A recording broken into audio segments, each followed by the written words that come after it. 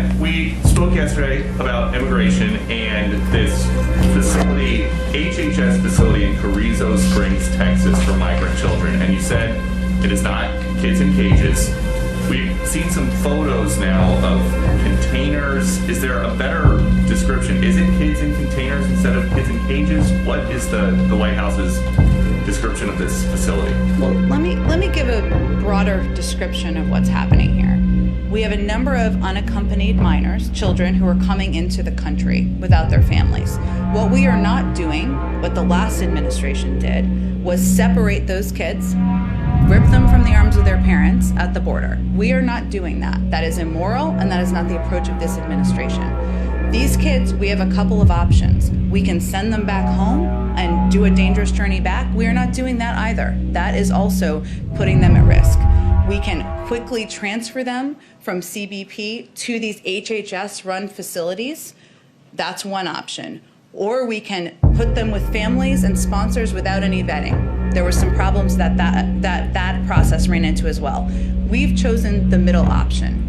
And these HHS facilities, this is one of them you're referring to, we had to expand and open additional facilities because there was not enough space in the existing facilities and if we were to abide by COVID protocols.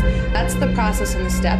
This facility in Texas, which has been reopened, has been revamped, there are teachers, there is medical facilities, and our objective is to move these kids quickly from there to vetted, sponsored families, and to places where they can safely be. This is a difficult situation. It's a difficult choice. That's the choice we've made.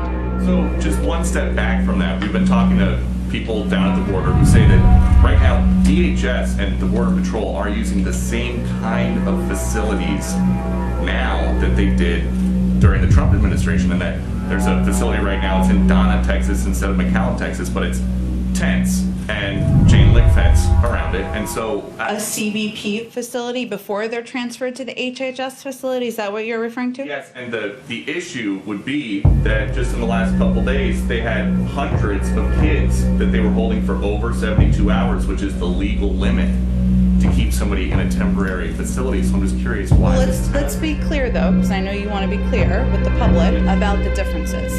The CBP facilities, which you're right, the objective is to move kids, unaccompanied minors, as quickly as possible, under 72 hours, to these HHS-sponsored facilities, which is the one where we've been referring to in Texas. They are two different things. There were some delays last week because of and because some of these facilities to safely move these kids to did not have power and were not in a place where they had the capacity to take in these kids and do it safely.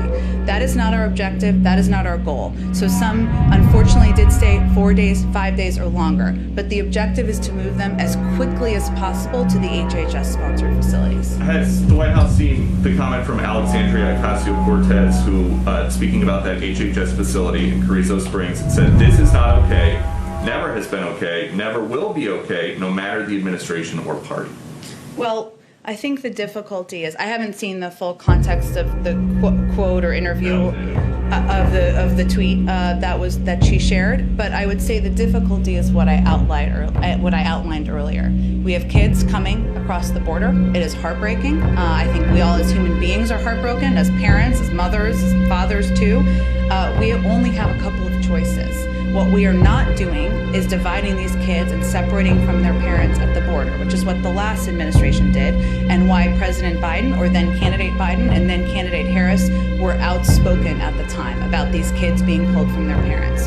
What we are doing is working as quickly as possible to process these kids into these HHS facilities, which have been revamped, which have medical and educational services available, so that we can then transfer them to families. That's what our approach is. And so if there is this big difference, would the administration support, if it could be done safely because of COVID and with privacy concerns for the children in mind, would the administration support letting reporters in and press in to see what the difference is?